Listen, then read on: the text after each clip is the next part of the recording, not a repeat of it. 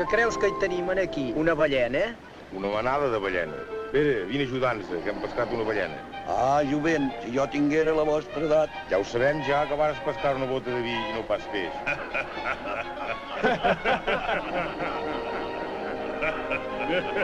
Ahir vaig veure tant que vaig tancar la dona a l'eixida. I me'n vaig emportar la truja.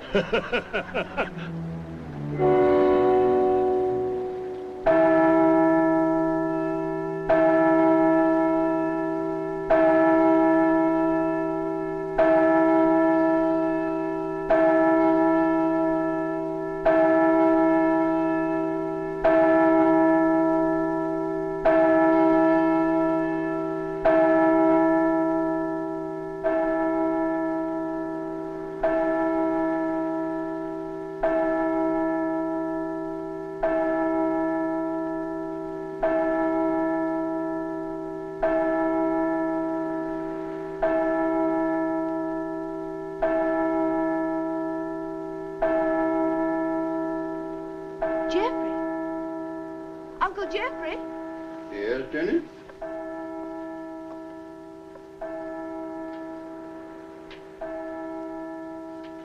What is it, Jenny? The fishermen. We've been afraid they would, afraid they wouldn't.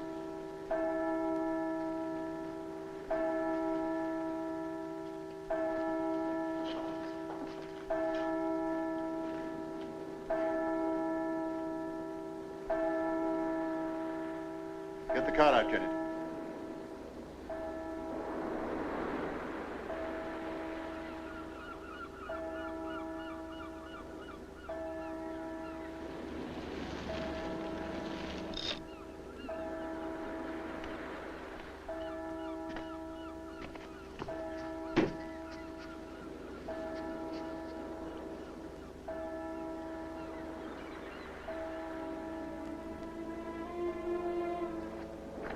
Stephen, darling, don't look. Please don't look.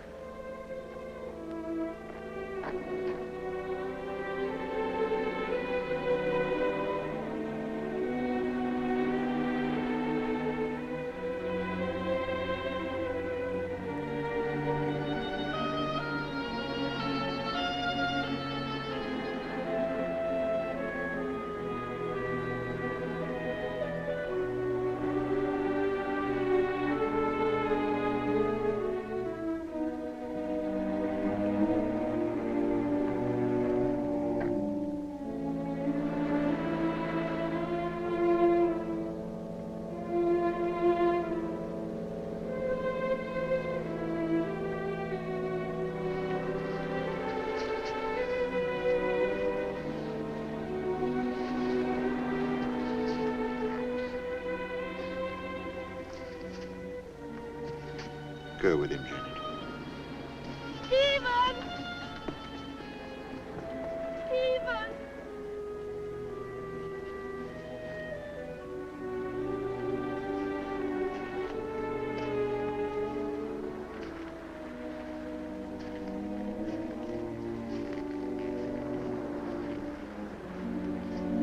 The measure of love is what one is willing to give up for it. Who said that?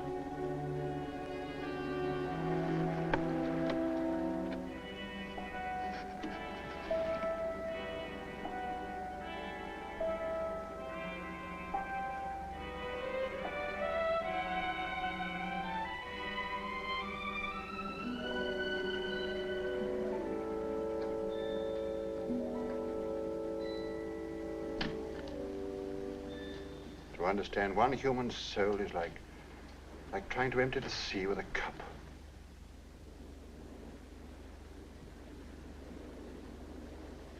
When I first met Henrik van der Zee, it never occurred to me that he was not like other men. Even now, my reason rebels at what it is required to believe of him.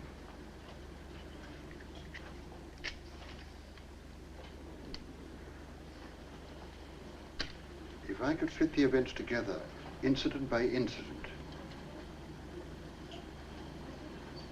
I've spent my life piecing together the fragments of old mysteries. Perhaps I can make a new one surrender its secret. It began one night in early spring. I'd stumbled on a curious manuscript written by hand in 17th century Dutch and purporting to be the confession of the Flying Dutchman. I was having some difficulty with the translation.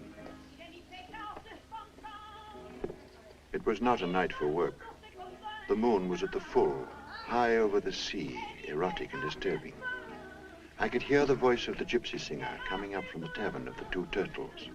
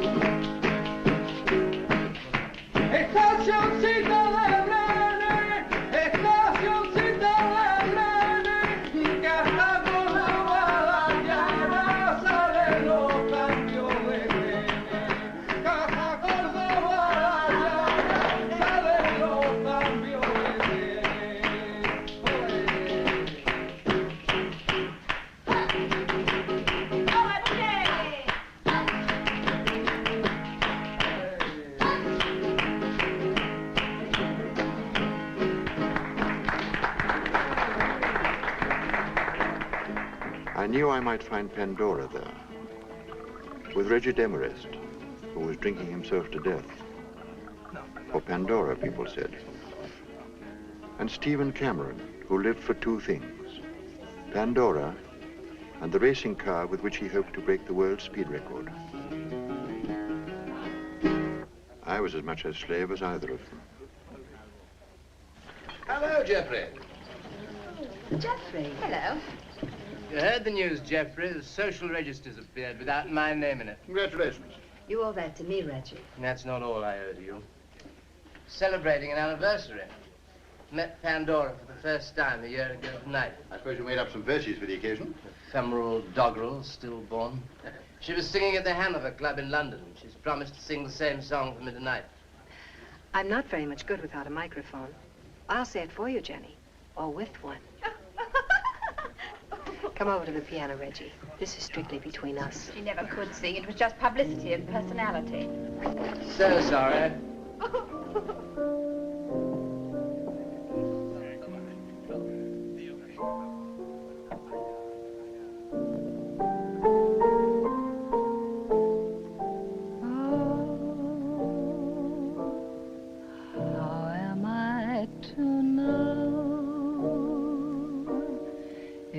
It's really love that found its way here.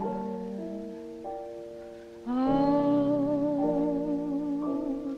how am I to know? Will it linger on and leave me there?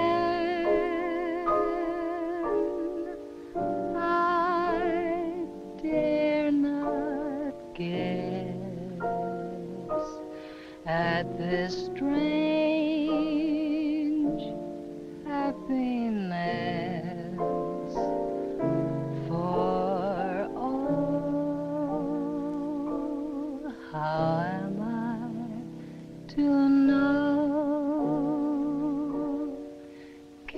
it be that love has come to stay here?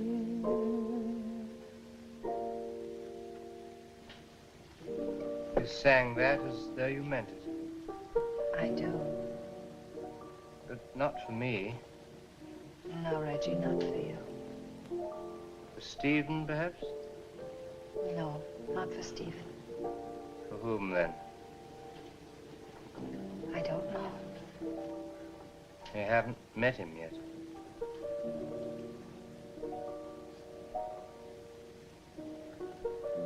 Will you marry me? No, Reggie. I thought not.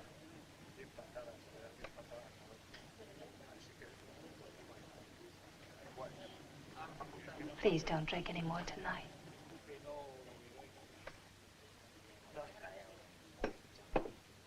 Not tonight, or any other night.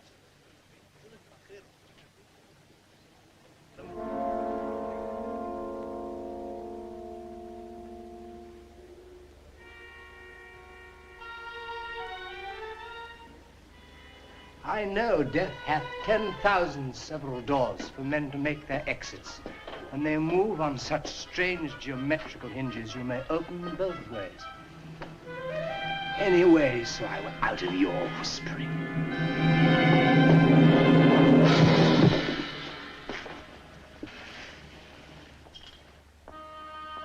He passed out again.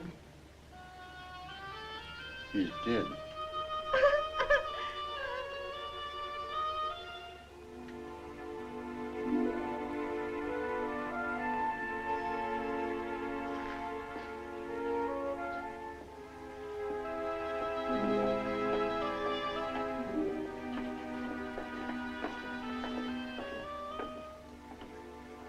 Pandora, I'll walk back to the hotel, Stephen. you don't want me to come with you? No. I'll be all right. He's beyond doctors, but I'll fetch one. It'll look better.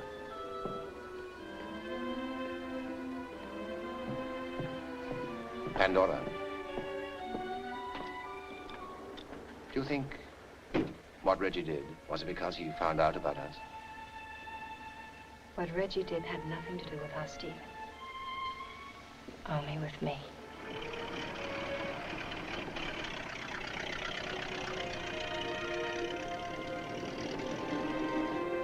Stephen! Coming? Pandora made a brief appearance at the inquest, but it was several days before she would see any of us. We imagined her moping in morbid solitude. Come in and toast yourself a marshmallow. Marshmallows? Where on earth do you get marshmallows in Esperanza? Oh, I have an old admirer back in Indianapolis. He hopes they'll make me homesick. Do they? A little. I was a Girl Scout once in Indiana, toasting marshmallows around a campfire and singing Juanita in close harmony. How can you forget Reggie so easily? Have you no feelings at all?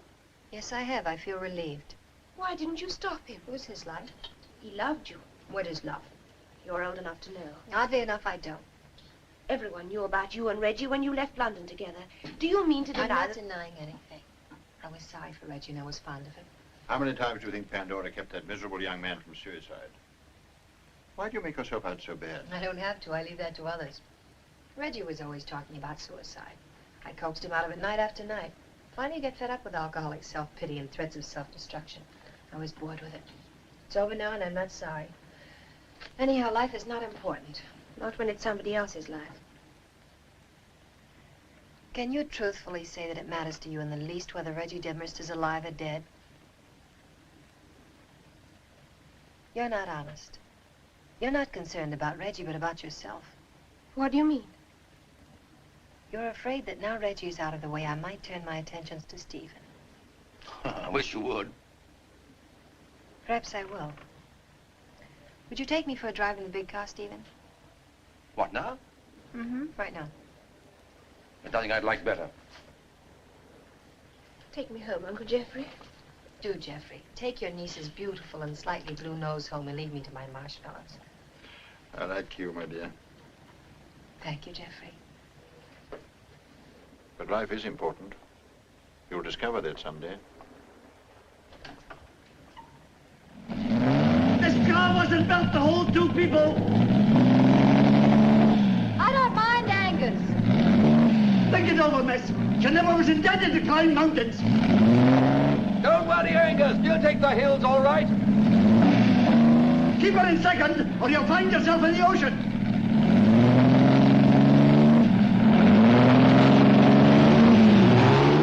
Remember, you've only got a handbrake.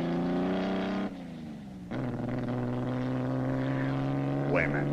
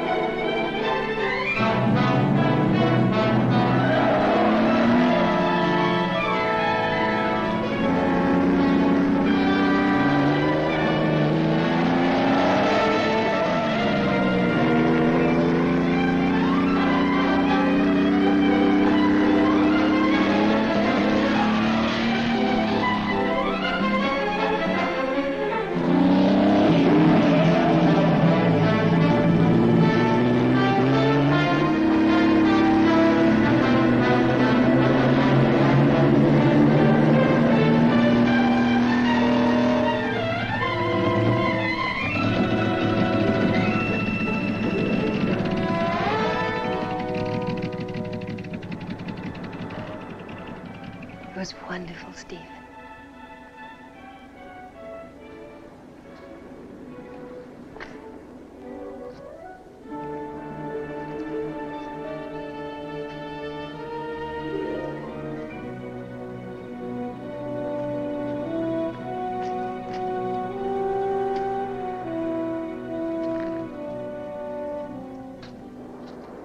There's a strange yacht in the bay. It doesn't take much to set you reaming. I suppose you imagine your destinies on board that boat along with Nelson or the Flying Dutchman. Who is the Flying Dutchman, Stephen? Haven't the vaguest idea. Jeffrey could tell you.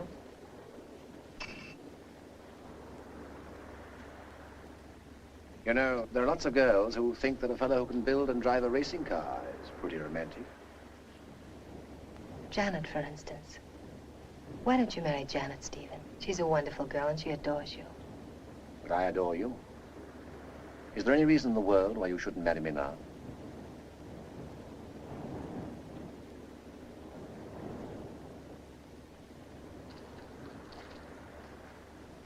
Why don't you come down to earth, Pandora? Happiness lies in the simple things. I love you, Pandora. I lie awake at night wondering what I can do to make you believe how much I love you. What would you do for me, Stephen? What perfectly incredible thing would you do for me? I would do anything.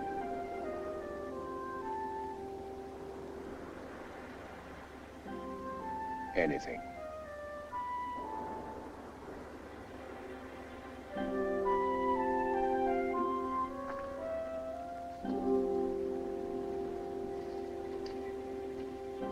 How long have you been building this car, Stephen? 2 years, why? Is there anything in the world more precious to you than this car? One thing. If I were to ask you, Stephen, would you push your car off this cliff into the sea?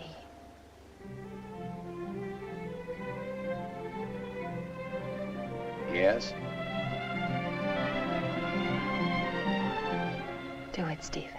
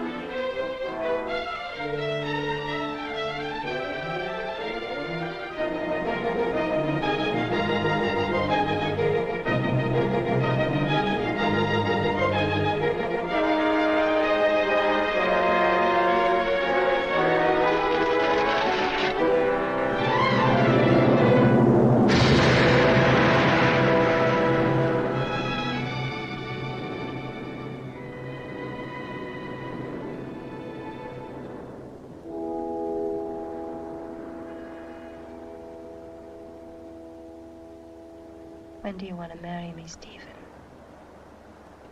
Tomorrow, What is today's date, Stephen? March the 9th. The 9th day of the 3rd month. It's a wonderful day, and I shall always remember it. I promise to marry you, Stephen, on the 3rd day of the 9th month. If you still want me, that is. Or do you hate me now? I want you.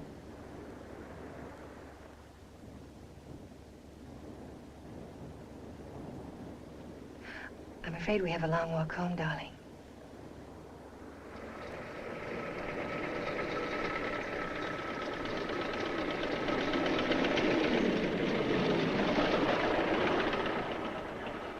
I was eavesdropping through my telescope when I could hardly believe my eyes. Have you two gone stark staring mad? Stark staring gloriously mad. Stephen has destroyed his car for me, and I've agreed to marry him on September the 3rd.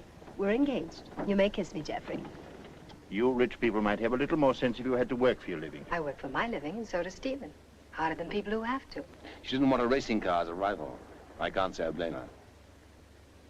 The measure of love is what one is willing to give up for it. Oh, that's wonderful. Stephen gave up his car for me. It's a measure of his love. Who said it, Geoffrey? It sounds like a quotation. Some Greek said it. I can't remember who. Move these stones. Climb in. On second thought, what you did tonight may have been mad, but it was also magnificent, Stephen. It has the stuff of legends in it.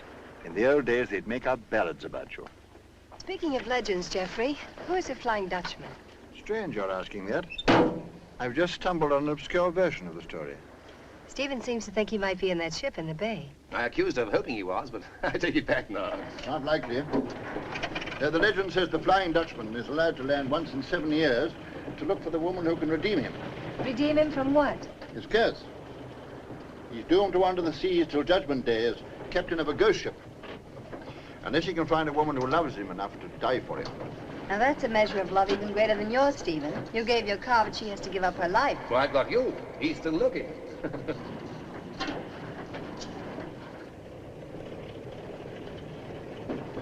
Stephen, let's take the outboard motorboat and pay him a call. Welcome to Esperanza and all that sort of thing. I've done enough for one night and serve you. Bringing aboard no strange yacht uninvited. It might be very embarrassing. If he's rich enough to own that schooner, he's fat and bald-headed. You won't like him at all.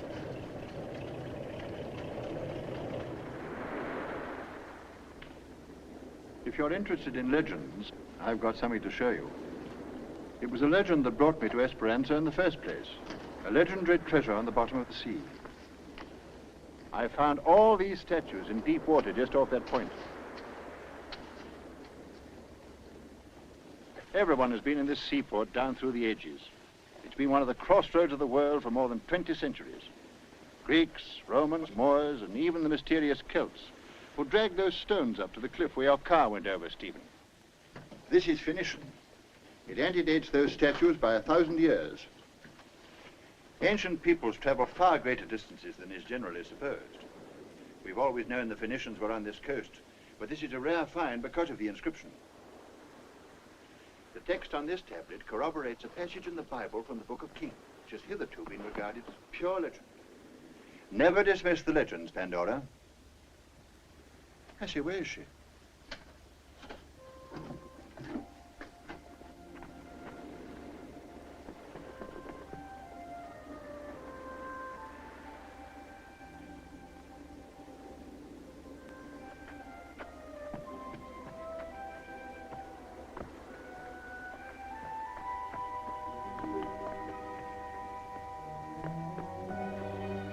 Pandora!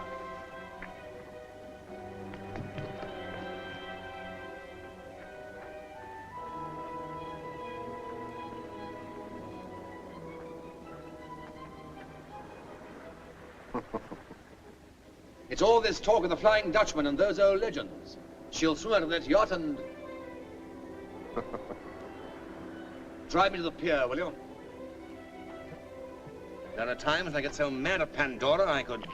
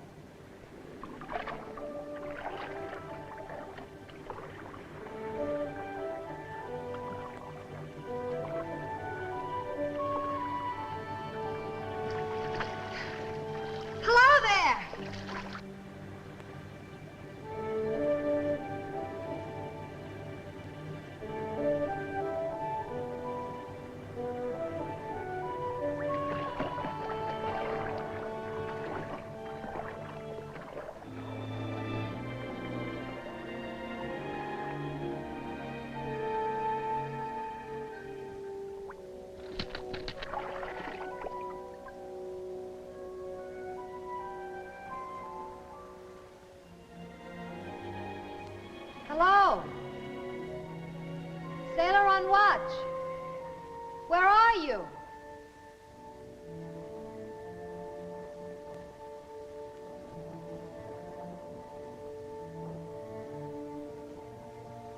Is there nobody there?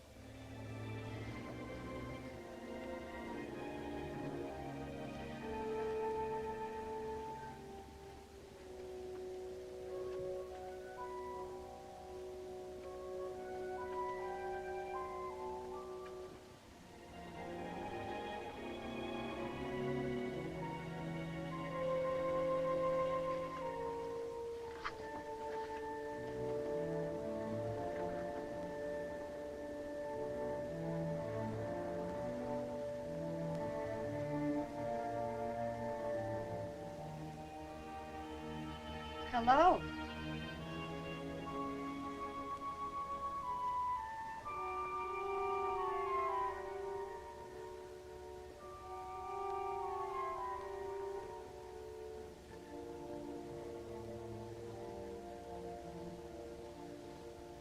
The dressing room is to your right. You'll find towels there. And there's a robe in the cupboard.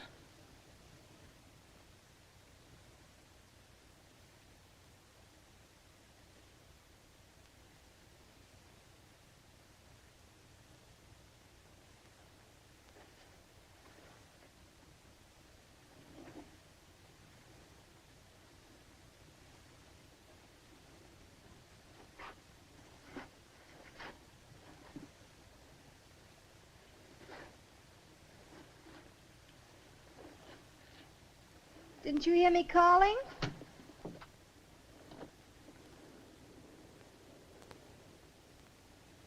Where's your crew? I suppose you gave them shore leave. You might at least have left a sailor on watch. As a matter of fact, I think the law requires it.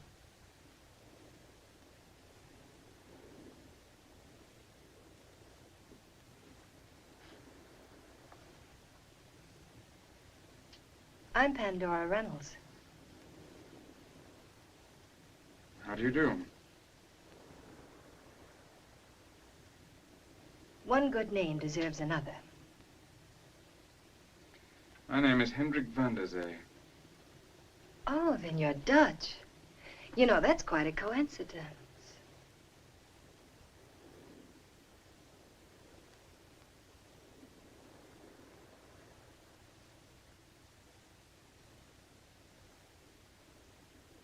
But I could have posed for this painting.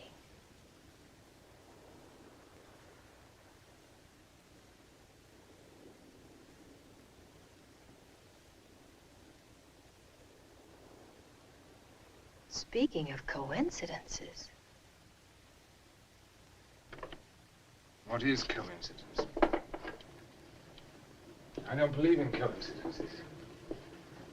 Do you mean to tell me that it isn't the most fantastic coincidence imaginable that you have painted the likeness of a woman you've never seen? It's still more remarkable that I painted her as Pandora. Darling of the gods. I gave her the precious box which she was forbidden to open. I am Pandora Reynolds of Indianapolis and Points East. I'm not interested in mythology. What I'd like to know is how my face and my name got into this painting. You'd allow me to make a few small changes from the living model? You still haven't told me how you know my name. To know the face and not the name? I'd hate to be guilty of so imperfect a coincidence. I'm not impressed. I'm sure there must be a natural explanation for your painting. I'm sure there is. It's simple enough. You've seen me singing in a nightclub somewhere, in New York or in London. That's possible. Or perhaps you've cut my picture out of a magazine. I'd I'd look around, I'd probably find it. Turn your head this way just a little. Thank you. That would explain the name and the likeness and everything. It would, wouldn't it? You planned the whole thing because you thought it would intrigue me. Has it intrigued you? Not in the least. And I've taken a great deal of trouble to no purpose. You may look at yourself now, if you like. I've done all I can with you.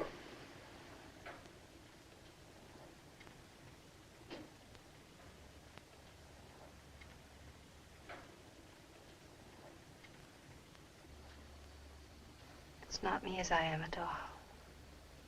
But it's what I'd like to be. Why am I not like that? Perhaps because you're unfulfilled. Perhaps you've not found what you want. Perhaps you do not even know what you want. Perhaps you're discontented. And discontent appeases itself by fury and destruction. Fury and destruction, is that your opinion? Well, perhaps I can find something here to destroy. I have no doubt you will. Your painting of me, for example. Would you like me to destroy your painting? If it had helped to quiet your soul.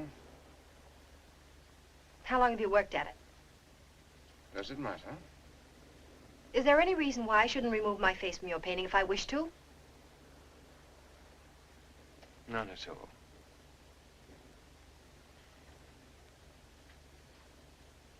Shall I do it then?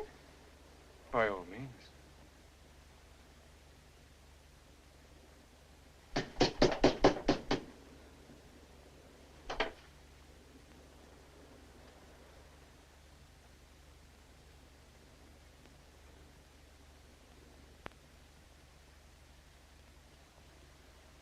Aren't you angry? I was angry once, long ago. I can never be angry again.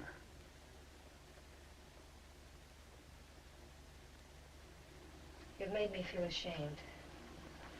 It's a new sensation I'm not sure I like. You haven't hurt my painting, you've helped it. In a moment, I'll show you what I mean. No work of art is complete until the element of chance is entered into it. The unexpected and the surprising are indispensable. Pandora was the first woman, the Eve of Greek legend, whose curiosity cost us our earthly paradise. I was wrong to portray her as a particular woman, no matter how beautiful. Pandora should appear as woman in the abstract. Bride and mother, the original and generic egghead from which we can imagine the whole human race to have been hatched. By sheer chance, you've contributed the unexpected element which my painting needed. And now it really is Pandora. The original egghead, and you call that an improvement? Maybe Pandora, but it's certainly not me. As I know you better, perhaps I should be able to restore your likeness to the painting without losing the symbolism. Not that I'm so good an artist, but I have the advantage of an extraordinary model who may inspire me to paint in the face and form of Pandora Reynolds, the secret goddess whom all men in their hearts desire.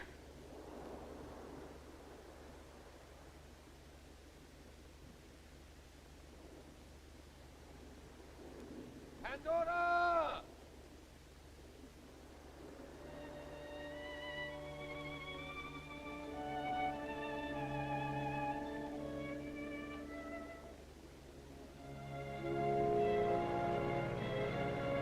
Pandora!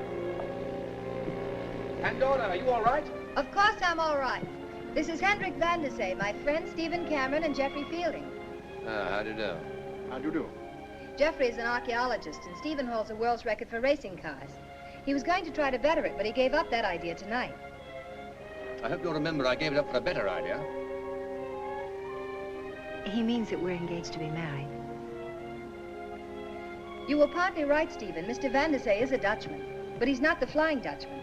You're not the Flying Dutchman, Mr. Van de Zee, are you? At any rate, he isn't flying away from here for some time. He's agreed to have dinner with us tomorrow evening. Haven't you? I should be delighted. The Hotel Isabella at 8 o'clock. Good night.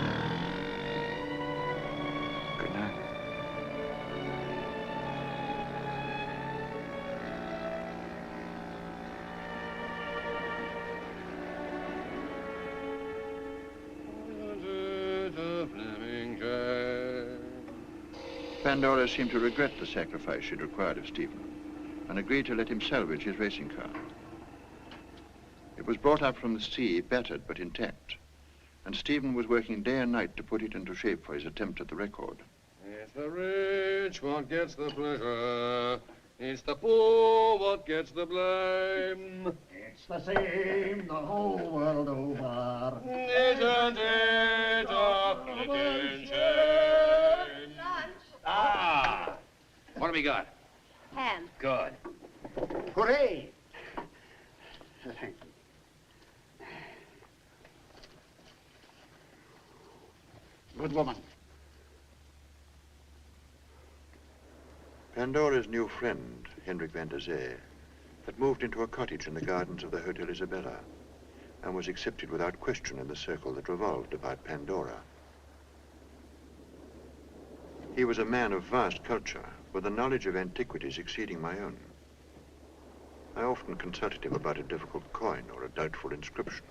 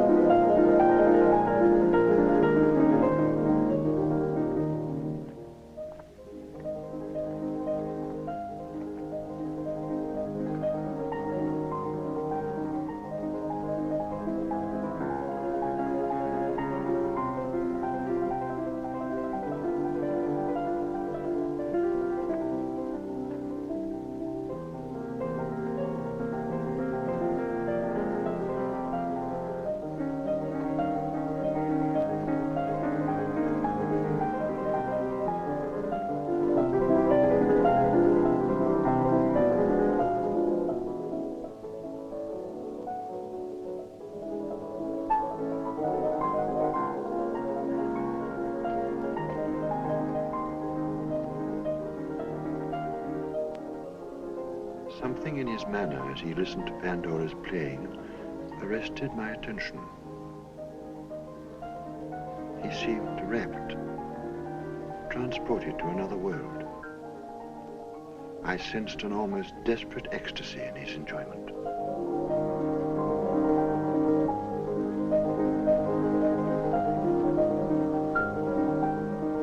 I was moved without quite knowing why.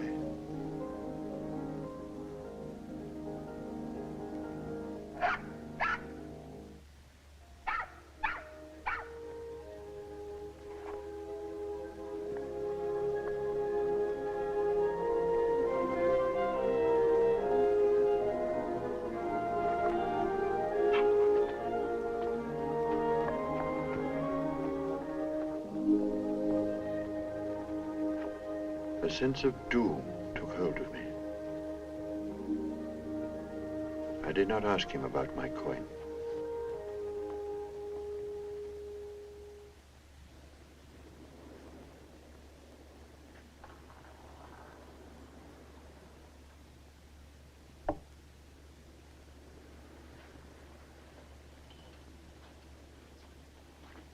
I know now how much they were in love, but I have the idea they never spoke of it. My apprehensions gradually subsided, until an incident occurred so astonishing that I could not have believed it if I had not witnessed it with my own eyes.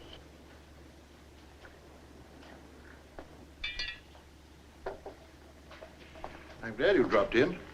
I'm having some difficulty with a manuscript I found in the local archives. I think you can help me with it. Manuscript in Spanish? Dutch. Early 17th century, I should judge. Dutch manuscript in Esperanza? No, that's not surprising. The Netherlands belong to Spain. Of course. It's surprising for another reason. It purports to be the story of the Flying Dutchman written by the doomed man himself. Now, I can read Dutch fairly well, but I'm having some trouble with some of the archaic expressions, and since it's in your native language, I thought you might be able to clear them up for me. The story is an obvious invention, a literary hoax of the period. The death ship legend goes all the way back to the Egyptians.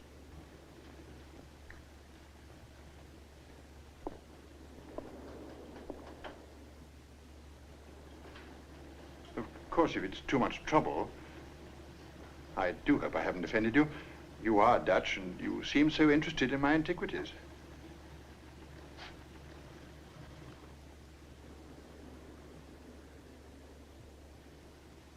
You're looking at me in the strangest way.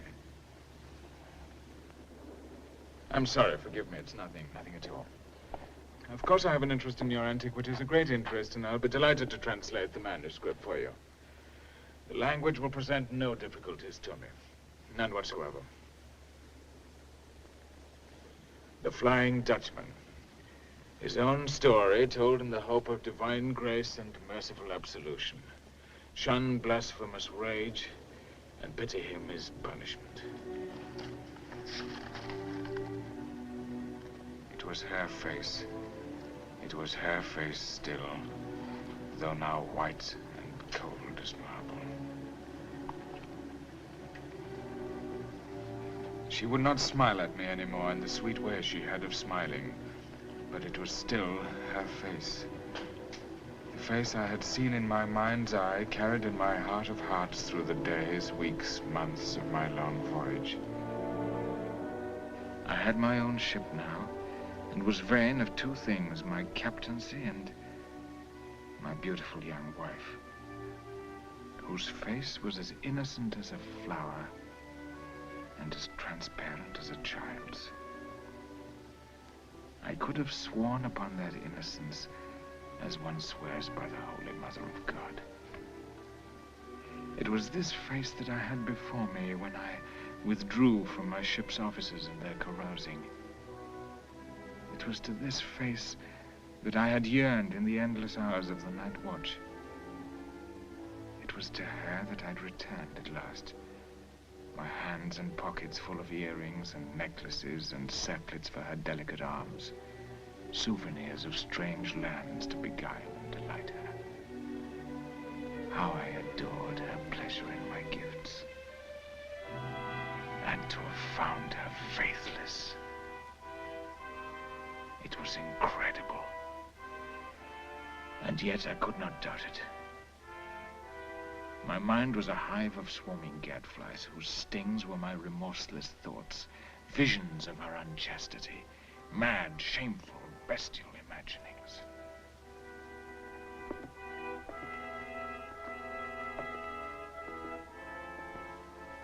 There was no cure for this but the knife. With one bloody blow, I killed all that I loved on God's earth. Halt! Johnson, open the door! It was still her face. So pure. How could it be so pure? It was not a man, but a walking emptiness that they led away to dungeons and courtrooms. And when my judgment was pronounced and the magistrate asked me whether I had anything to say, I found words to speak so vain, so extravagant, so mad, such fateful words. The evil is done and cannot be undone. This bloody death I still shall do, and do again 10,000 times before I hang tomorrow. Send me then no priest to shrive me. I beseech no mercy, nor plead any justice. Eternal penance be my comfort. Let mortal fools live in a wicked world. Faith is a lie, and God himself is chaos. Silence! Faith is a lie, and heaven a deception. Silence, I say. Silence! A man might have immortal life, and wander for all the generations of man over all the oceans of the world. Let him sail to the edge of doomsday. He will find no woman faithful and fair. If this be folly, then upon me proved, let the divinity that I reject make what sport he will of my immortal soul. I tremble for the soul that will depart your body tomorrow. For the God you have blasphemed will judge your words as I have judged your deed. You have taken a life, and yours is forfeit. Tomorrow you will die. But the part of you that does not die, the immortal part, what of that? He who knows our thoughts, will he not hear our words? I pity you, not my doom, but God's.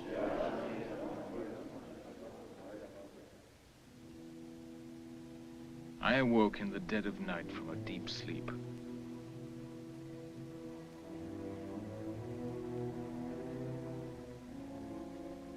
A sleep, it seemed, of unearthly oblivion.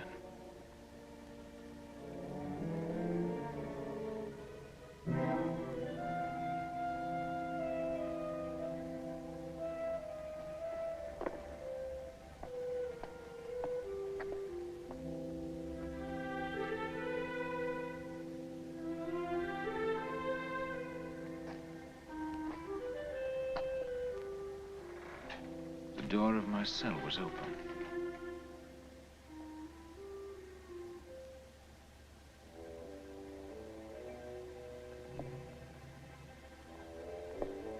My guards were sleeping as if they were under a spell. I thought some unknown friend, pitying my misfortune, had drugged them so that I might flee the death that the morning sun would bring me.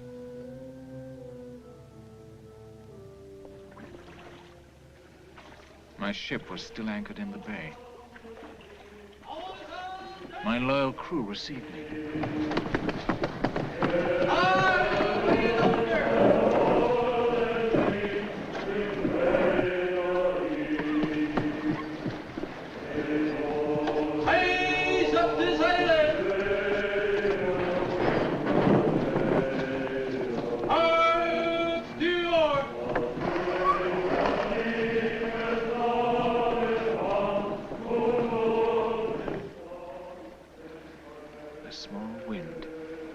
Soundlessly to the safety of the open sea. In the last darkness before the dawn, while I was sleeping in my familiar cabin, a dream came to me. A voice spoke to me in words that passed like flames through my tortured ears to take possession of my burning brain. I knew without any doubt that what the voice told me was true, with an awful truth. My wife had not been faithless. What I thought unchastity had been kindness merely, the warmth and sweet friendship and joy with which her gentle soul sought to encompass all creatures. I had killed sweet innocence, and with it, my hopes of earth and heaven. I wanted to die. I wanted to plunge the knife into my own heart as I had in hers. But a power greater than my own held my arm.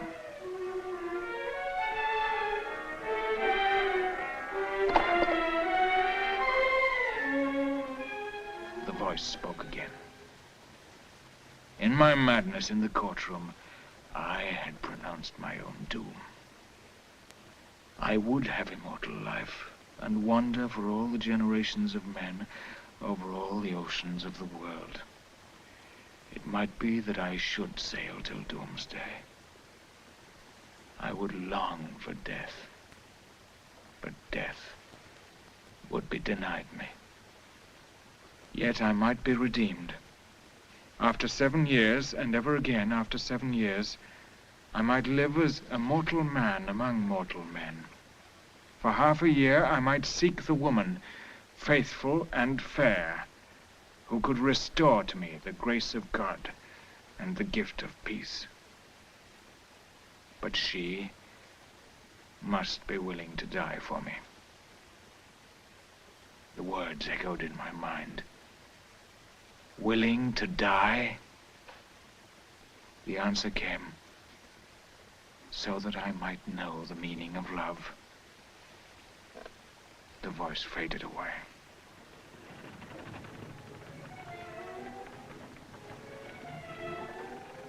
This was my dream.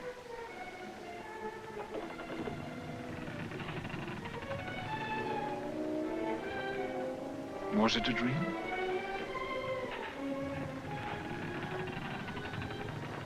I could hear the noise of the sea and the straining of the ship's timbers.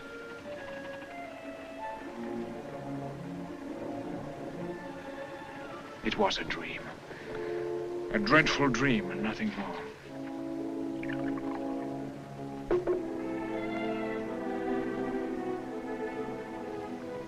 But if a man should have a dream, and in that dream should take a knife to destroy himself, and the knife were to fall from his hand, and if waking, he saw that knife where it had fallen, what then?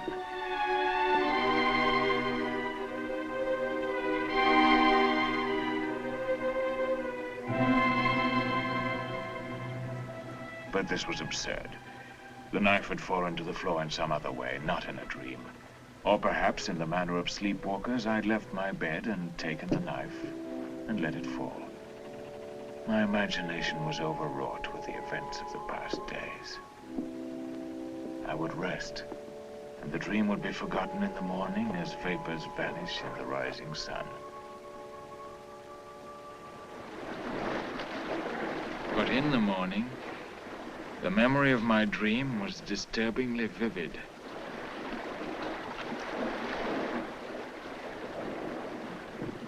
There was no one to be seen.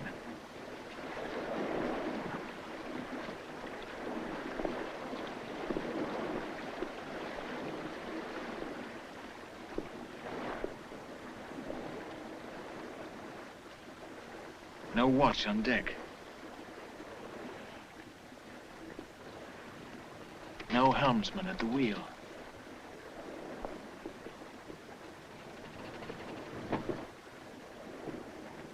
No one aloft in the yards.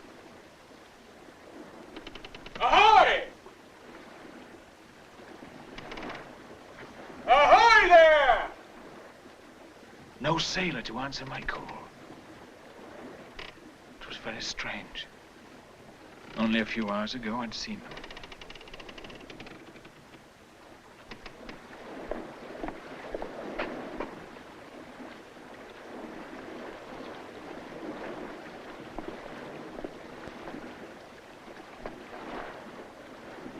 Could they have abandoned ship while I slept? But the longboat was secure. I had seen my crew the night before. Was it my crew I'd seen? Or demons sent to deceive me? This was not a dream. I was alone. Unspeakably alone.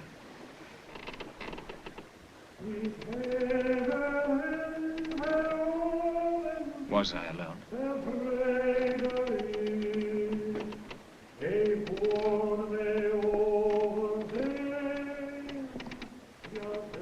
The helm was firm and the ship held to its course.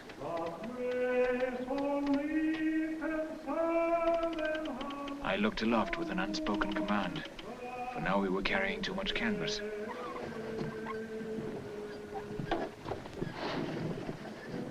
Unseen hands obeyed my thought. I was captain of a ghostly crew. Was it true then? The doom that I had dreamed. The words of the vision rang in my mind like a funeral bell.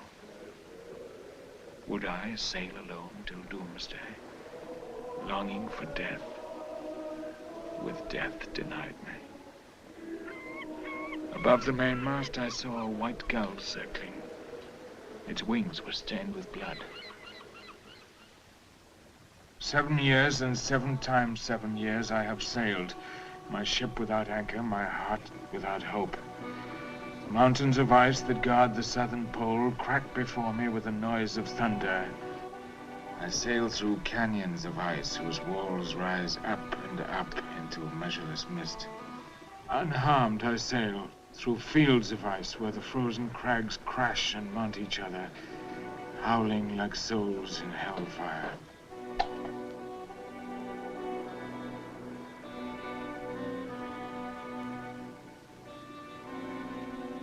Beyond the ice I sail into tropical calms, where the ship's timbers become trees again with roots in the bottom of the sea. The sun breeds maggots as if water were carrion, and vermin swarm upon us in sheets of hurried movement.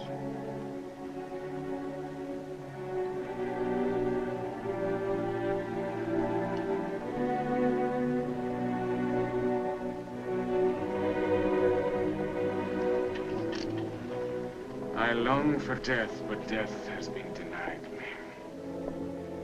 Once in a storm, the main topgallant cleft by lightning fell upon me. In that moment of dying, for in that moment I died, a great joy filled me. I was at last to be free of the burden of my doom. But life flowed back into my unwilling brain. After 7 years, and again after 7 years, I found harbor to see again with longing the lives of those who grow old and die, of those who suffer and die, of those who die. Morning and night I pray. Up by star and star, my futile prayers go into the outer frozen blackness. Down into the unfathomable deeps where black water covers the abyss of the sea. My vain words seek the ear of God.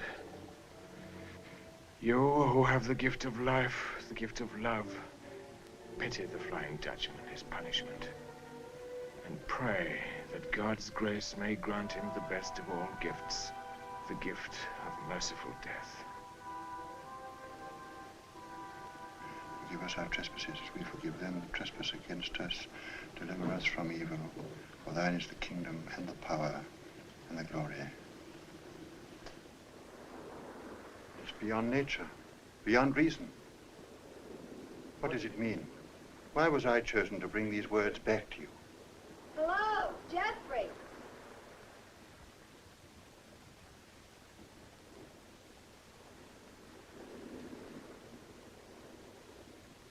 It's not only the manuscript that's come back to me.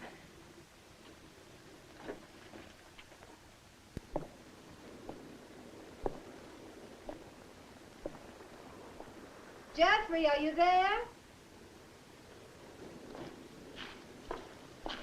Pandora, come up, will you? Is Hendrik with you? Yes, we're waiting for you. You mean Pandora? Do you think that she... I cannot tell. She must be willing to die.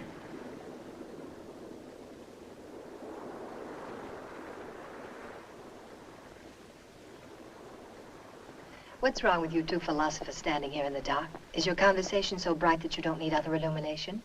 You're taking me to dinner, Hendrik. Stephen sent word he can't join us until later. I'll let Jeffrey tell me strange stories out of the past while you go and change. When are you and Stephen getting married? September the 3rd is the date we've set. Then I shall miss the wedding. I sail on September the 3rd. Couldn't you put it off?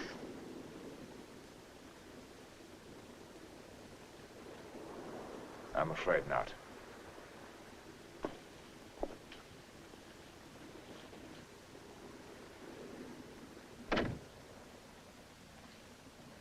What's happened between you and Hendrik? He seems upset. It's not like him. Nothing's happened. You're imagining things. An interesting old manuscript. What language is it in? Dutch, 17th century Dutch. Can you read it? Not fluently.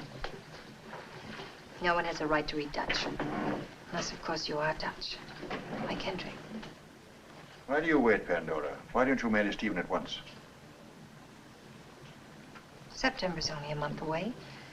Besides, Stephen's too busy with his car. A lot can happen between now and September the 3rd.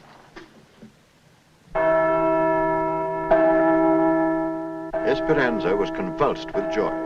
Its hero had returned. Juan Montalvo, the greatest matador of all Spain, who had been born in Esperanza, and whose gypsy mother still lived here. It was rumored that he had agreed to perform in the local arena.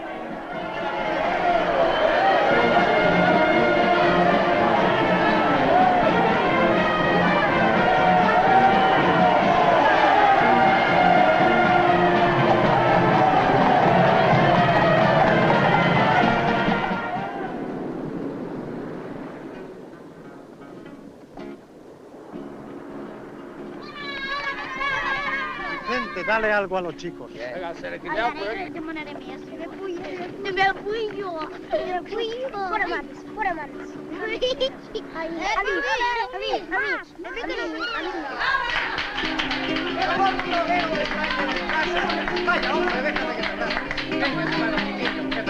Permíteme ofrecerte una botella Siéntate ya de mi mejor vino. Ven, chico, siéntate. Siéntate, por favor. And now I remembered that some years ago there had been talk of Montalvo and an American girl. Juanito. Señorita. Senor Van der Zee, Juan Montalvo. Senor? I'm sure you know Jeffrey Feely. Welcome home, senor. Then you've not forgotten me. When I go each year to Valencia, to Sevilla, to San Sebastian, to Granada, it is no longer to kill the bulls, but to remember. I made the whole circuit with Montalvo one season. But you mustn't remind me or you'll make me fall in love with you all over again.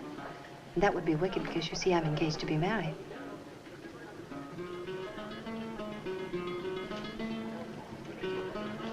It is not I, senor, but someone more fortunate. He's not here tonight. He's busy with his racing car. His name is Stephen Cameron. I'm sure you've heard of him. He's going to try for a new world speed record before our wedding day. I'll take you to meet him if you like. I do not like. He's a brave man, Juanito. Just as you are. What brings Montalvo to Esperanza? He comes to visit his mother. Esperanza is proud to have given Spain its finest bullfighter after Belmonte. After Belmonte? In point of time, of course. My mother is a gypsy, senor. A great woman. She will not come to Madrid, where she can live like a queen. She hates the corrida, so I come to see her. That is as it should be. She is Montalvo's mother. You will meet my mother, señorita? Are you sure I deserve such an honor? I am not sure.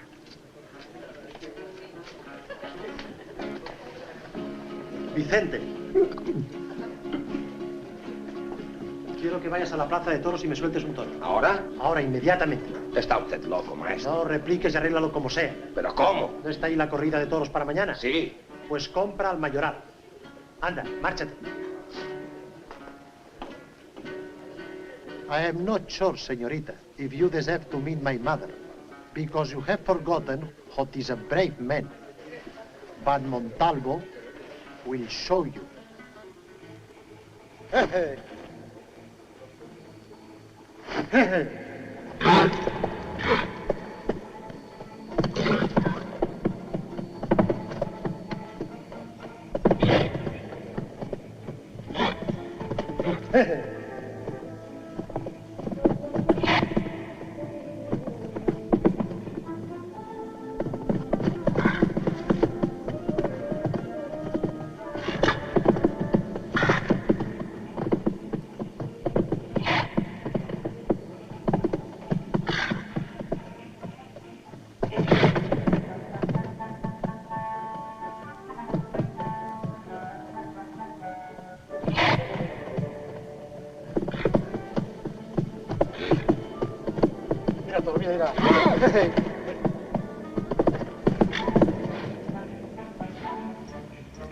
Ole, Juanito.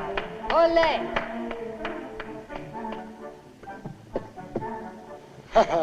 Gíratelo.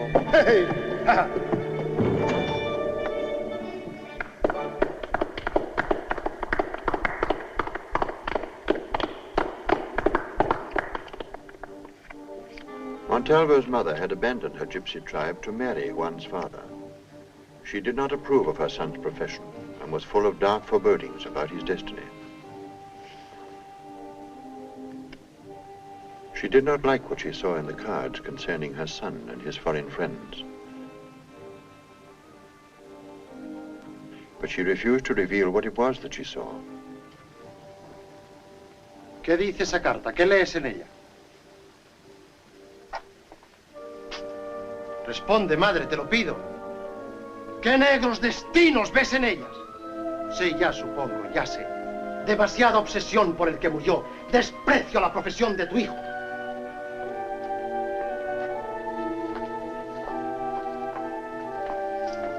She wanted Montalvo to return at once to Madrid, to have nothing more to do with these strangers who were destined to bring a horrible catastrophe upon him. But Juan's infatuation for Pandora had burst into flame again. He was not to be dissuaded. ¿Me contestas ahora? No es necesario ser popular, basta ser hombre. La profesión de torero es tan digna como la que tuvo mi padre. Pero tú no eres como él. ¡Basta ya!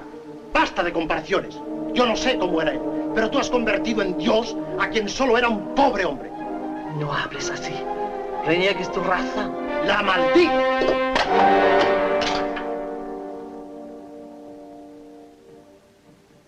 A profound and unconscious jealousy of his dead father had created a permanent and incurable disturbance in the violent soul of Juan Montalvo.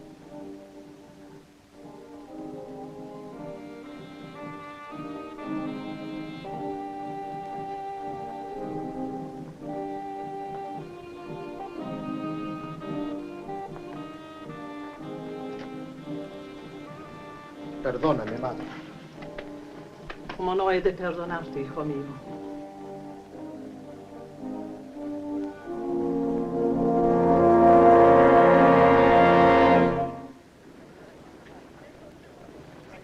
Montalvo had the idea, not to say the hope, that Stephen's great day might be his last. There was always the chance of a hair-raising spill and a fatal accident.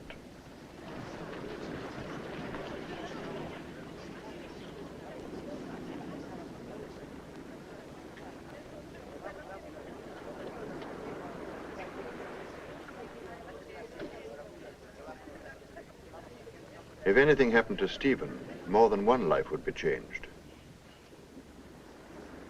The officials of the International Automobile Club had marked out the course and approved the arrangements. He was to have a 5-mile flying start before crossing the electric timing strip of the measured mile. 30 minutes were granted for repairs before the return run.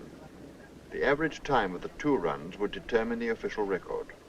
To break the record, he would have to average more than 214 miles an hour.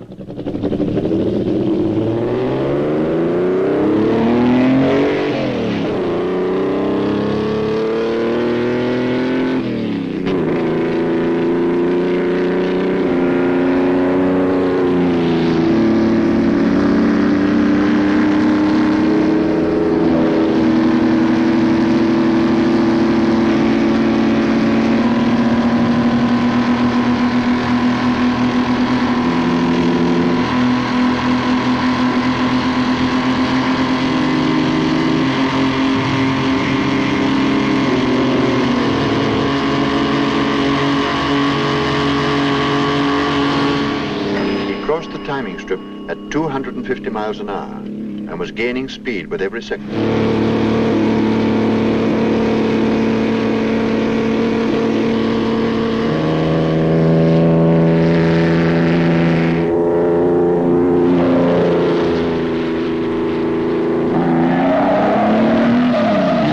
He had struck a soft spot in the sand.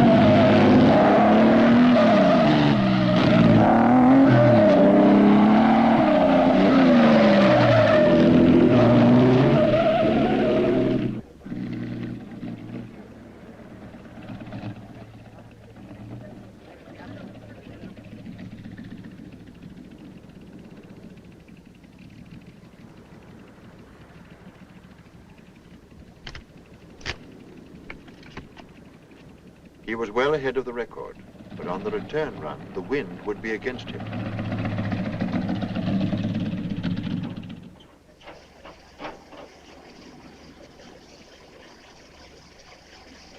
There was not time to repair the leaking radiator. He ought never to have attempted the return run.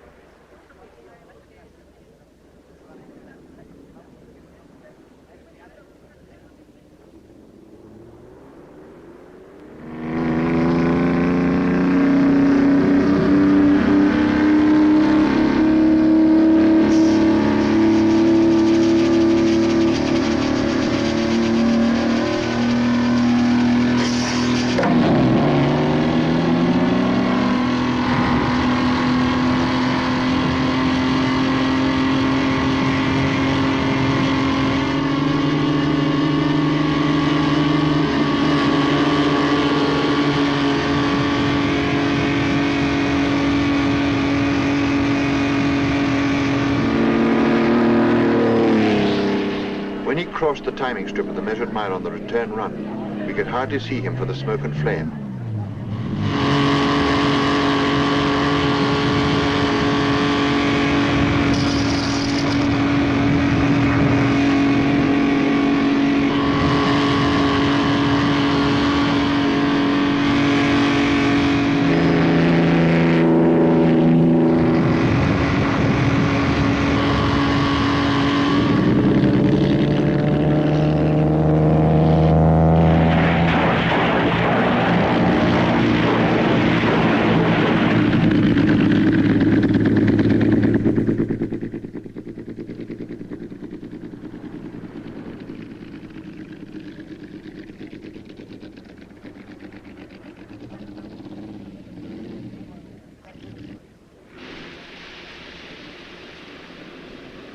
He had averaged 247 miles an hour. It was a new record.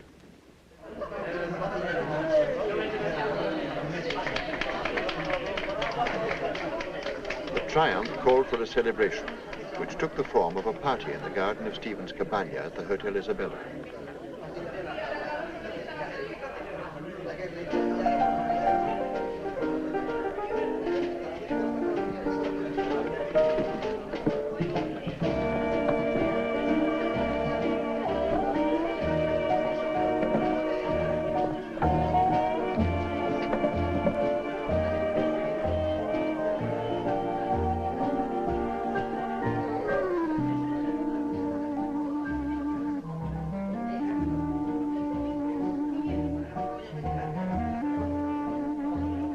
I could not shake off a sense of mingled excitement and foreboding.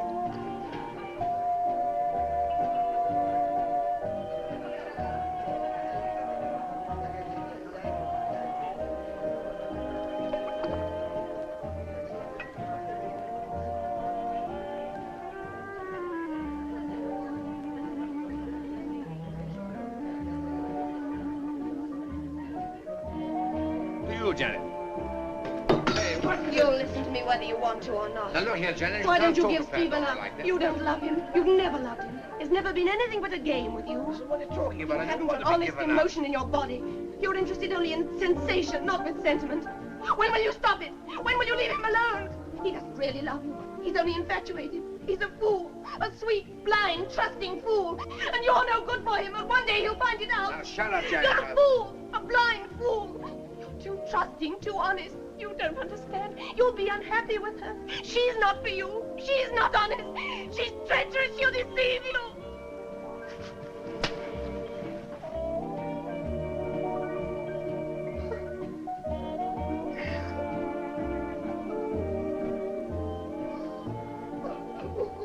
What's got into her anyway? Be sweet, Stephen. Go to her now. She's had too much champagne. You're a wonderful girl, Pandora. A very wonderful girl. Oh, forgive your pardon.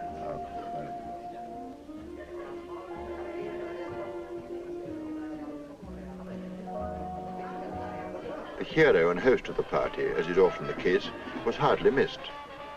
The revelry burst its bounds and spread to the beach.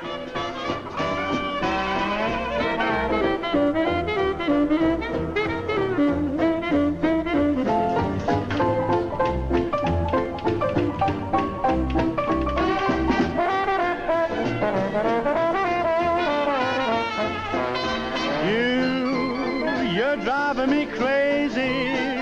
What did I do? Oh, what did I do? My tears for you make everything hazy. Clouds in the skies are blue. How true were the friends who were near me, cheer me, believe me they knew. But you were the kind that would hurt me, desert me when I needed you. Yes, you. What did I do? What did I do to you?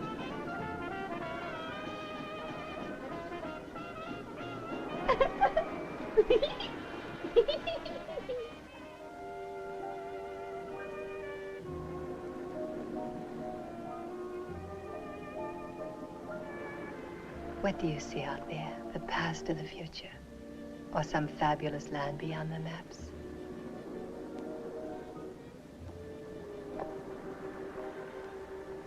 I'm interested in the present tonight. The here and the now.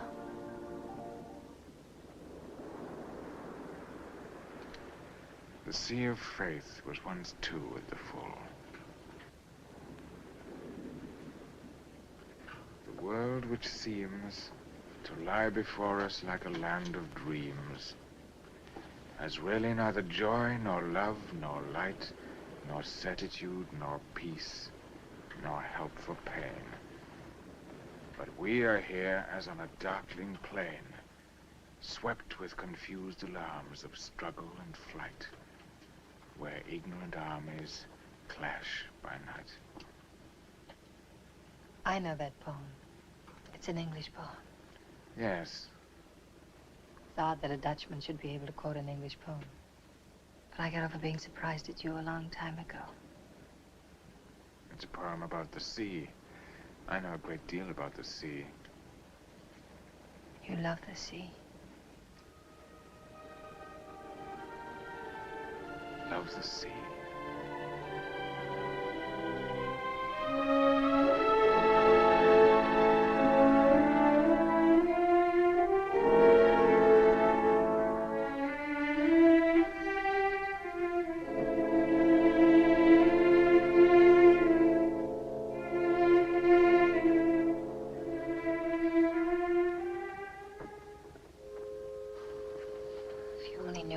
I've wanted to do that.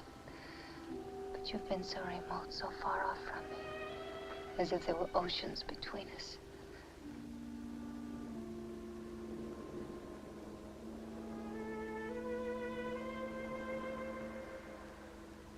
There's something beyond my understanding. Something mystical in the feeling I have for you. I feel as if I'd loved you always, not only in this life, but in lives I've lived before and do not remember. It's as if everything that happened before I met you didn't happen to me at all, but to someone else. And in a way, that's true. I've changed so since I've known you. I'm not cruel and hateful as I used to be, hurting people because I was so unhappy myself. I know now where destructiveness comes from. It's a lack of love. It's as simple as that.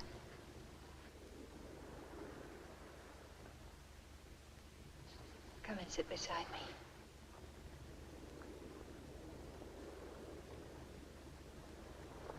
You look at me sometimes with such a strange questioning in your eyes. If it's a question of my love, you have the answer. No one else exists for me. No one ever will. You're so silent. But it isn't easy to find words for big emotions, although I seem to have found them.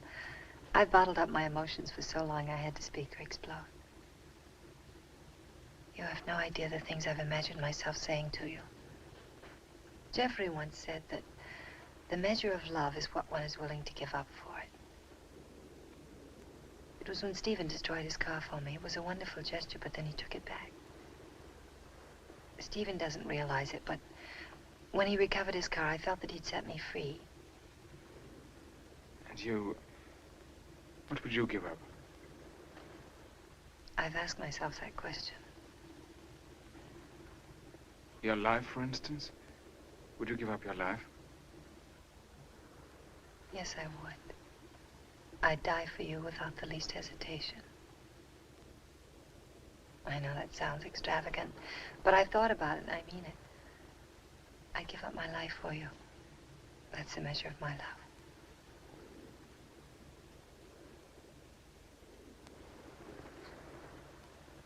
And you, what would you give up?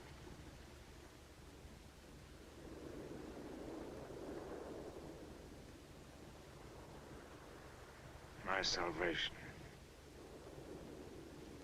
But it's even more than life. But you said it in the strangest way. You've suddenly put a barrier between us. I feel shut out. You've gone away from me somehow.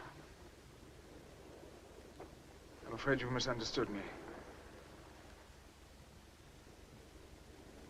I was wrong to respond, even for a moment, to this shocking confession. We've had a charming friendship, but I do not recall having encouraged you to suppose that it could be anything more. And now you've made even that impossible. This sort of thing disgusts me. You seem to have forgotten that you're engaged to marry Stephen Cameron. What makes you imagine that I'd be willing to betray him? The infection of your treachery? I'm immune to that sort of disease. You say you do not destroy things anymore, but you invite me to join you in destroying him. I find the suggestion detestable, and I despise you for making it.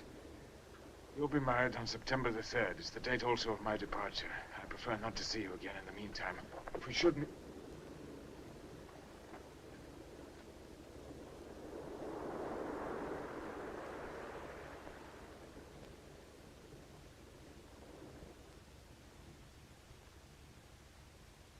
Pandora confided in me, as people do for some reason. I recognized the magnitude of the Dutchman's sacrifice, but I was glad. I wanted to see Pandora safely married to Stephen. Open the door, Maria.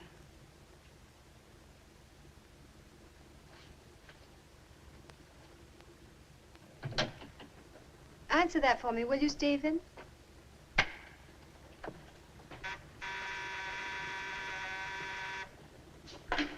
Hello?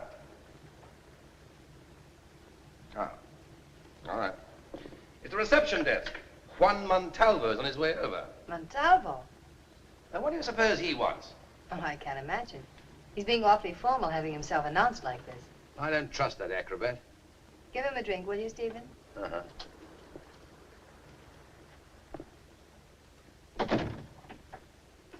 Ah, come in, won't you? Pandora will be out in a few minutes. Can I get you a drink or something while you're waiting? Perhaps. If that's in your way, just chuck it on the floor. The senorita, she knows that I am here? No, she won't be long. Having a fitting for her wedding dress. We're getting married a week from today. You think? I'm afraid there's no doubt about it. There is doubt. What exactly are you driving at? 1 week. Who knows what will become in 1 week? You're very tactful. I'm obliged. Do not speak of it. We're looking forward to your appearance in the arena. It's a few days off, isn't it? I shall astonish everyone. You think?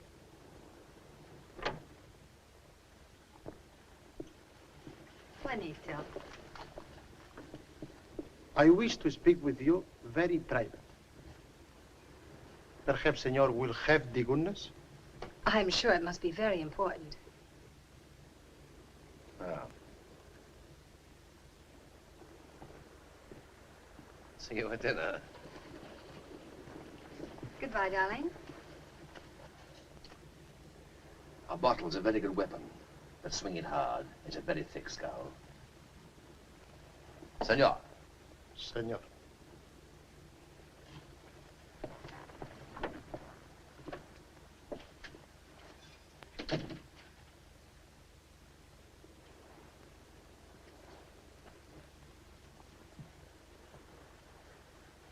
You will be surprised, senorita. It is how you say extraordinary. In Madrid there will be excitement, very big excitement. There will be, you understand? Many Spanish ladies very unhappy. But why will the ladies be unhappy? You're going back to them soon, aren't you? But I do not go alone. I have the honor, senorita, to pay my addresses to you. Your addresses? You will be Senora Montalvo. You will come to Madrid with Juan Montalvo the Matador. You will be married in the cathedral. In the palace, the king and the queen receive you. No one has such honor. You will allow me? But you just met Stephen Cameron. Don't you know that I'm to marry him next week? You wish to marry him? You don't imagine that I'm doing it against my will.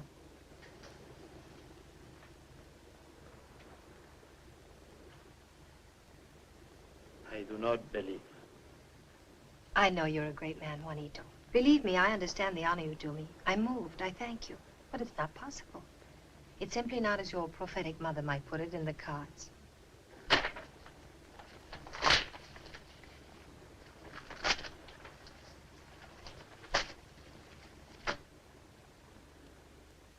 You haven't changed, Juanito. You still think you can solve all your problems by violence. How can you be so foolish? Have you forgotten what happened in Granada when you threw a knife at a man because you were jealous of me? Save your courage for the bulls. There are laws, after all, against murder. There are even laws, I guess, against tearing up other people's magazines. Laws are not for Montalvo. I'm afraid the police will disagree with you.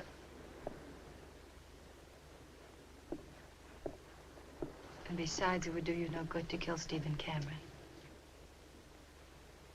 There is someone else? I have already the idea there is someone else. I don't know what you're talking about. Wedding dresses. What are wedding dresses? When it is the moment, you will not go to the church. You will not marry this Stephen. If you're so certain of that, then you have no need for violence. I have need, but not for him. I wish to be sure. Now I am sure. Of what are you sure? The other one.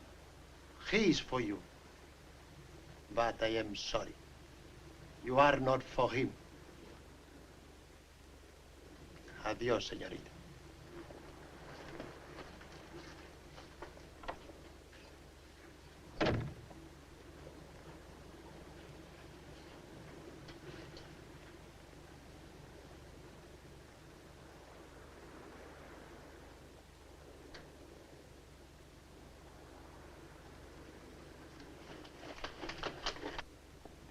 Montalvo!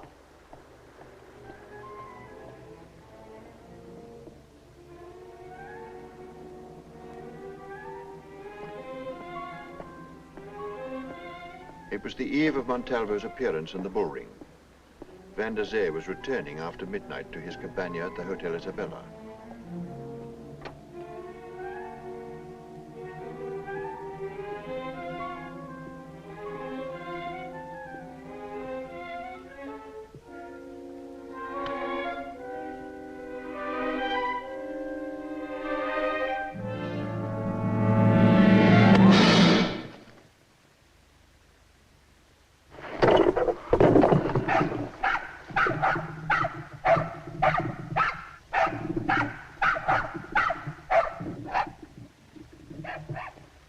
Coup de grace, Matador. The stroke of pity.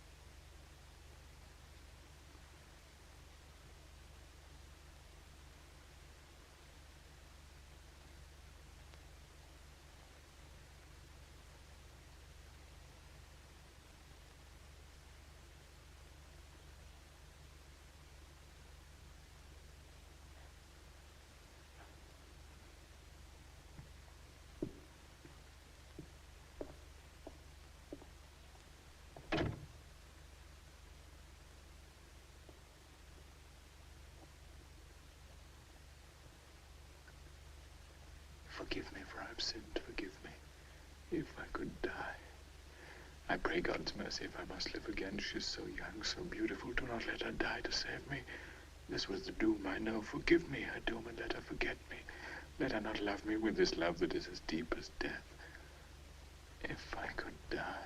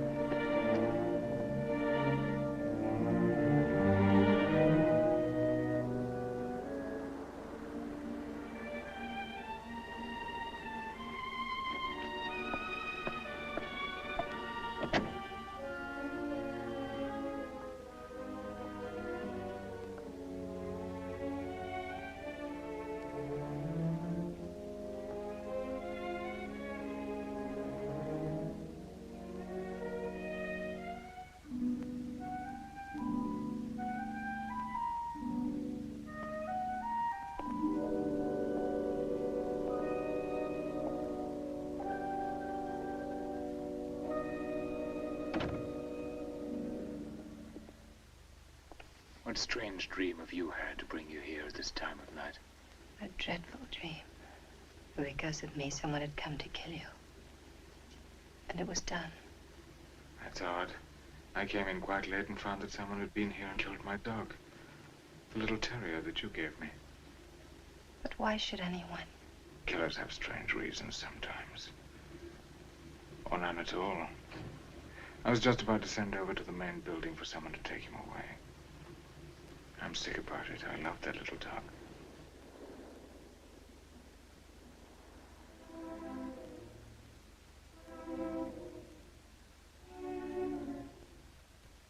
It's very strange, all this. It was not the dog. Could not be the dog. He's in here if you want. But you don't want to see him.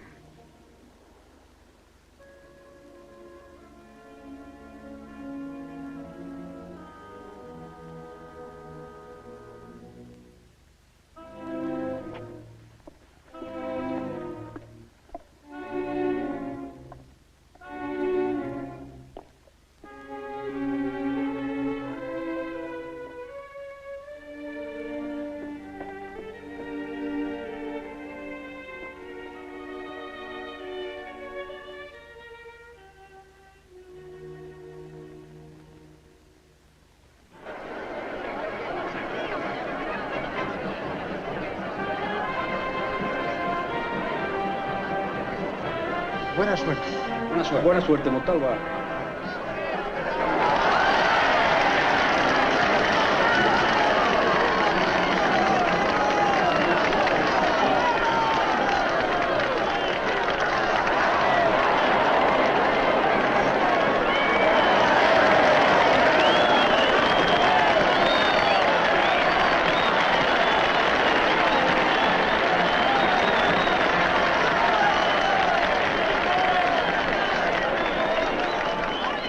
Montalvo was upset. His mother had prophesied disaster. In order to protect him, she had brewed a powerful potion designed to make the drinker invulnerable for 24 hours. Para la señorita. Montalvo had swallowed a large mugful, and it had made him a little sick.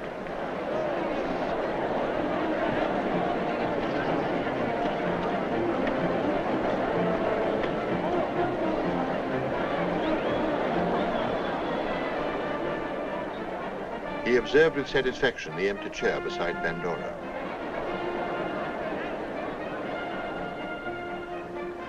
He wondered if the body had been discovered. There would be plenty of noise about it soon enough. He was sure of that. But no one would connect him with it. No one except Pandora. Pandora's attention returned again and again to the place reserved for Van der Zee.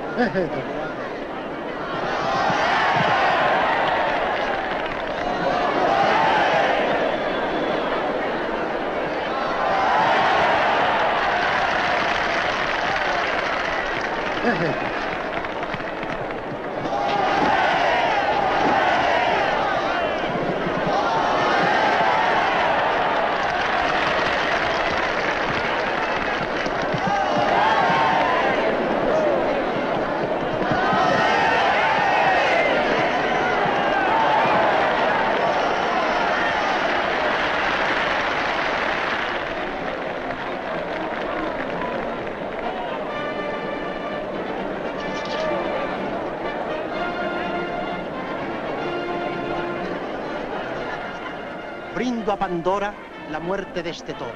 Quiero hacerle una faena tan grande como mi cariño y tan bonita como tu cara. Al saber que tus ojos me miran, quiero torear como nadie. Vaya por Pandora.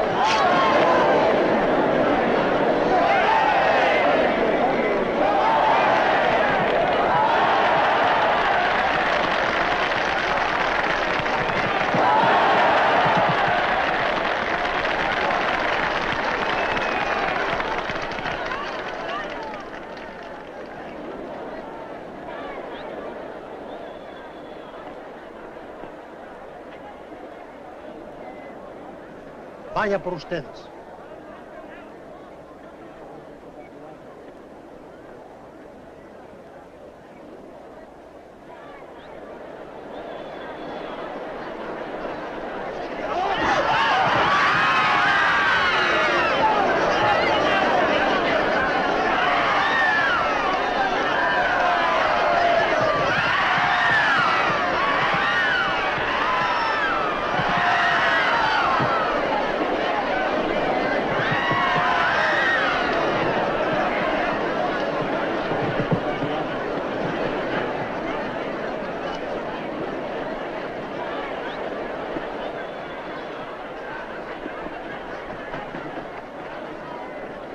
¡Está vivo!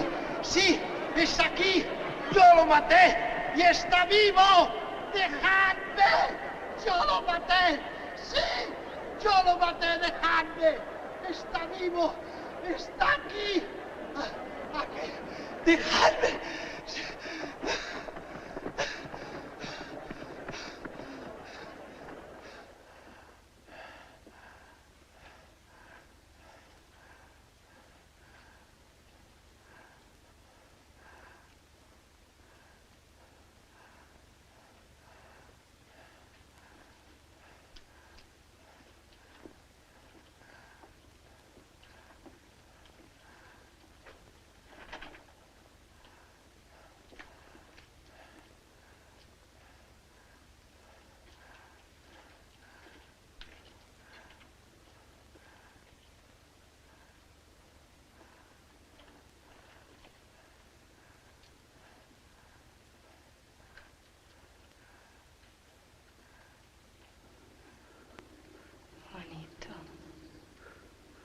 It is God's punishment.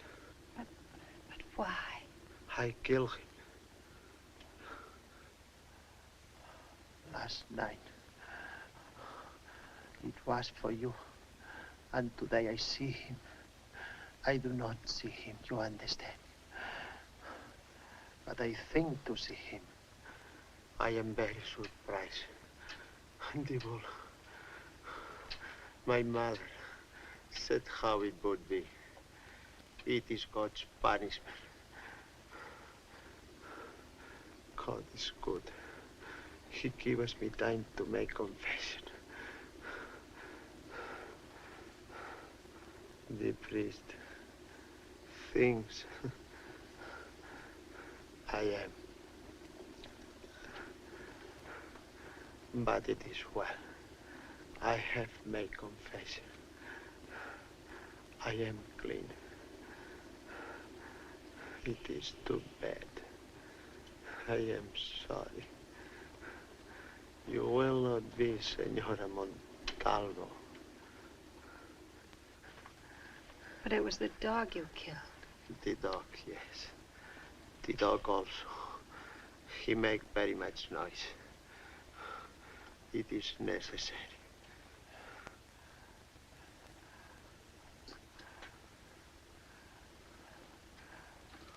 Adiós, querida.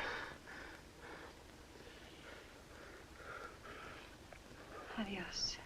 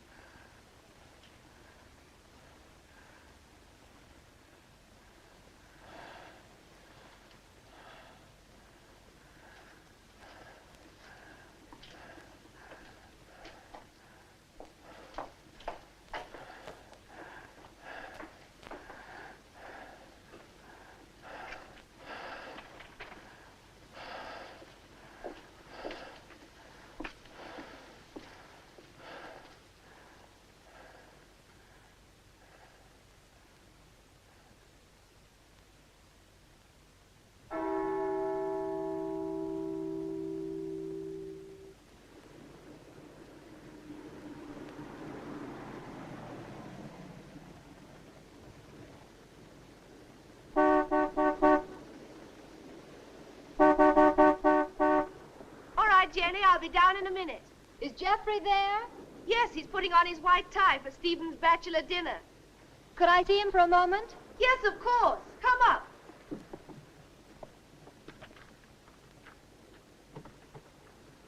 Pandora's on her way up. She wants to talk to you. Everything under control. Perfectly. Good girl. I'll be with you in a moment, Pandora, in all my splendor. I'll go on with Jenny to our hen party, shall I? Geoffrey can drop you off when you've had your talk. Are you sure you don't mind? Not a bit. I've been hateful to you, Pandora. Please forgive me.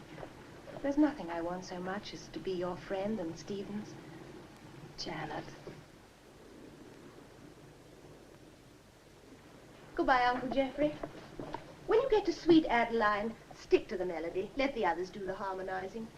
It's a long time since I worn this. I hope it'll hold together. Anything wrong, apart from the usual bride's nervousness? It's Hendrik, Geoffrey. Hendrik? What do you know about him? Who is he really?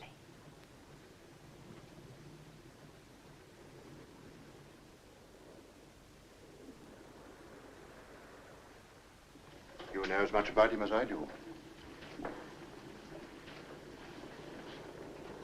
You're not hiding anything from me.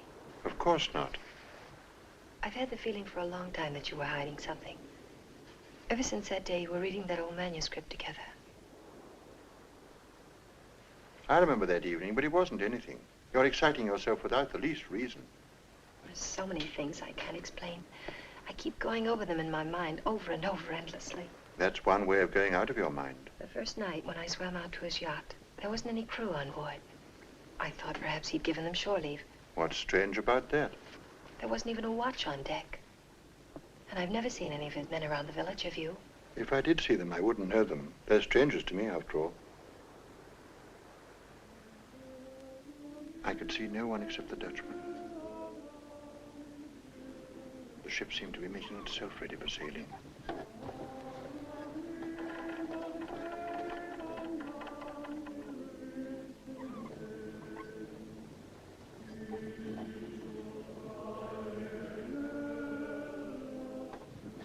I imagined what his thoughts must be.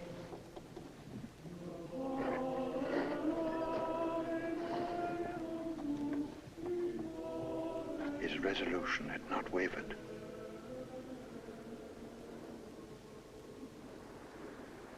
She was safe. She would never see him again. And there's something else I've never told anyone, because no one would believe it. I'm not quite sure I believe it myself. What's that? He was killed, and he came back to life. What on earth? Montalvo killed him the night before the bullfight. Stabbed him to death in his room, the hotel. Did Montalvo tell you that? When he was dying.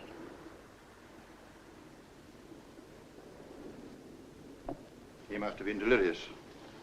He didn't believe I'd ever marry Stephen. He was jealous of Hendrik. He felt that if Hendrik was out of the way, I'd marry him. He was dying. When people are out of their head, they can't tell dreams from realities. He all but told me beforehand he was going to do it. I tried not to take it seriously. Then one night I woke up absolutely certain he'd killed Hendrik. You were frightened. You had a nightmare. I went there. His room was a shambles. He said it was only the dog that had been killed, the terrier I gave him. Obviously, it was the dog, since Hendrik's still alive. When Montalvo saw him at the bullfight the next day, he was so stunned he couldn't move. That's how he was killed. He was raving if he said that. What are you keeping from me, Geoffrey? Help me, Geoffrey. Please help me.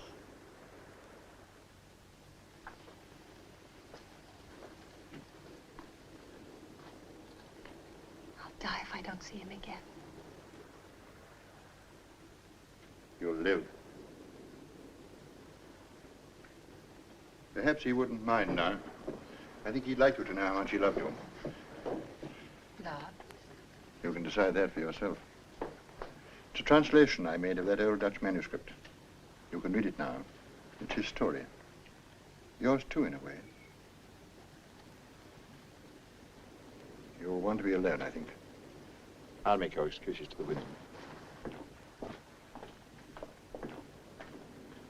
Thank you, Jeffrey.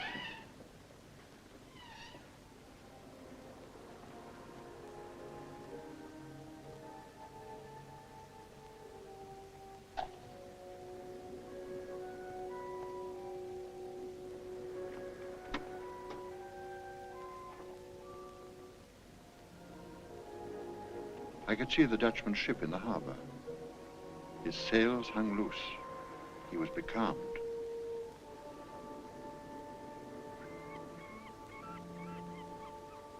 I had a sudden sense of fatality. My fears seemed absurd, fantastic.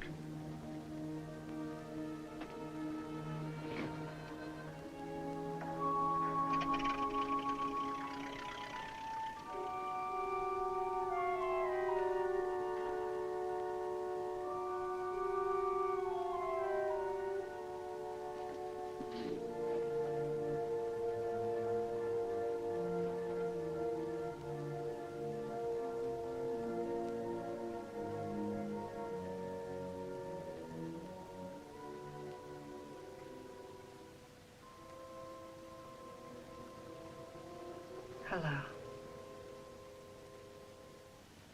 The dressing room, you'll remember, is on your right. You'll find a robe in the cupboard.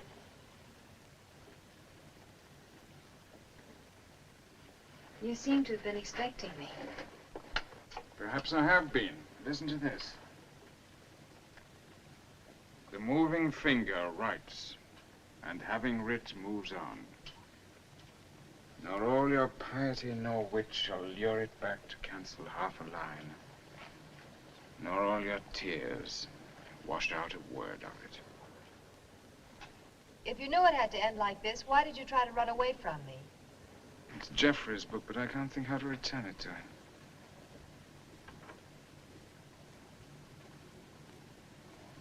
How did you learn about me? Did Jeffrey tell you? Only because he saw your sails and thought that you'd be far away. I would have been, but the wind failed. I could command the sails, but not the wind. I thought then that I might see you again. And I was so afraid you wouldn't.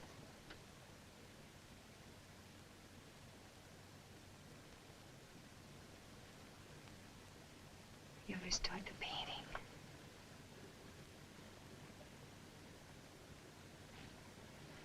From the original this time, I must have made 100 sketches of you. It's beautiful. It's like you, I think.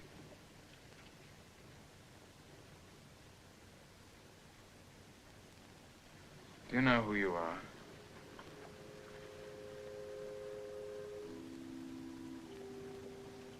Is this the woman of the story?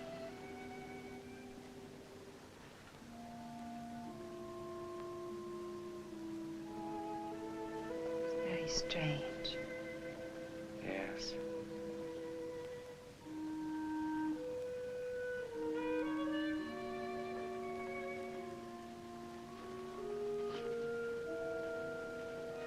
So that's how my face got into your painting.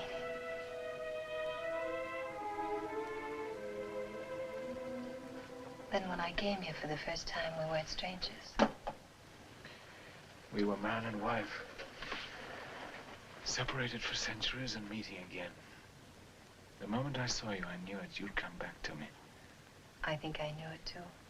In my heart, I knew it. I saw my destiny working itself out. My punishment ending if... If I loved you enough to give my life. Yes. But then I found I loved you too much to take it. So you tried to make me hate you. And I almost did. Tonight you've come to me knowing you'll die for it. Yes. And are you happy in spite of that? I'm very happy. You're not afraid to die? I'm not afraid.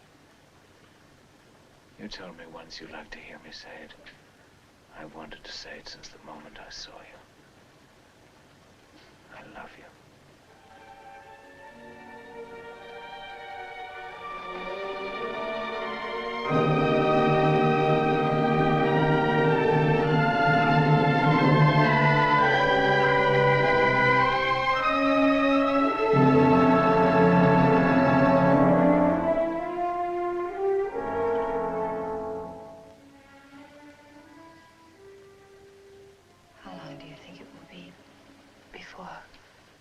before. You said you were not afraid. I'm so happy I can't help wanting it to go on. If we could have a year, a month, a week even. Pandora, Yes. how long do you think it's been since you came in here? I don't know, not very long. It seems timeless. Yes. Timeless. As if we were enchanted. Yes. All my centuries of solitude, when my despair was so great I prayed to die. It's as if they'd never been. My love. In a moment, you've erased the memory of so many years, so many cruel years. This joy is so deep, I've almost forgotten what went before. Yes, it's true. I can hardly think back even to yesterday. Because yesterday and all that went before was imperfect, unfulfilled, unreal. But our love is real, has no sense of time. Darling, I think I understand what you're trying to tell me. I have no need to ask for a week, a month, a year. No need. It's as if we were under a spell, outside of time, unending.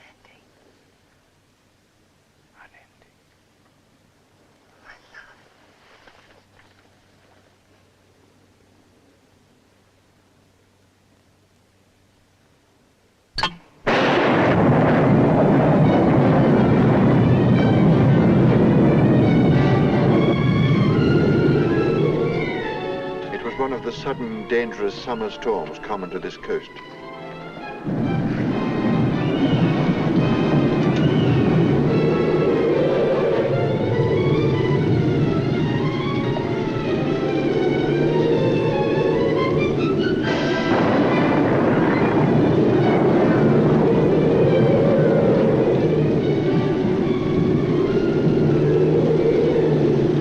She thanked me for revealing the truth to her. She hoped that Stephen would remember her without bitterness.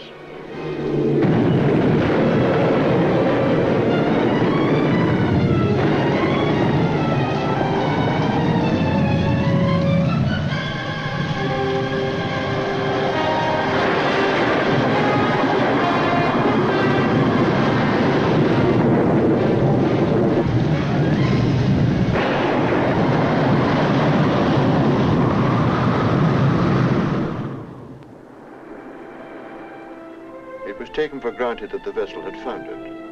A shocking accident, everyone said. And on the eve of her wedding, poor Stephen.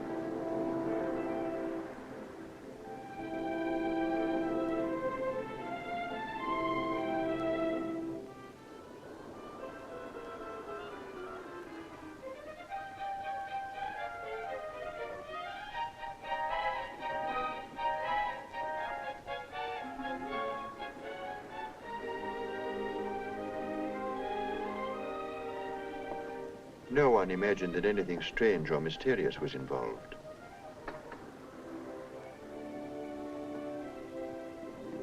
No one certainly finds anything to question in this book of mine, which the Dutchman borrowed, and which now has been returned. And yet, I wonder, does this book come to me from the other side of time with a message, not of death, but of life? Hail and farewell, Dutchman. May the consummation of your love endure as long as the punishment that made you worthy of it. If I say that I have two samples of handwriting, the same handwriting 3 centuries apart, everyone will think poor Geoffrey's lost his wits poring over old legends. Because we live in a time that has no faith in legends. We live in a time that has no faith. The moving finger writes, and having writ, moves on. There's the last fragment. It's finished.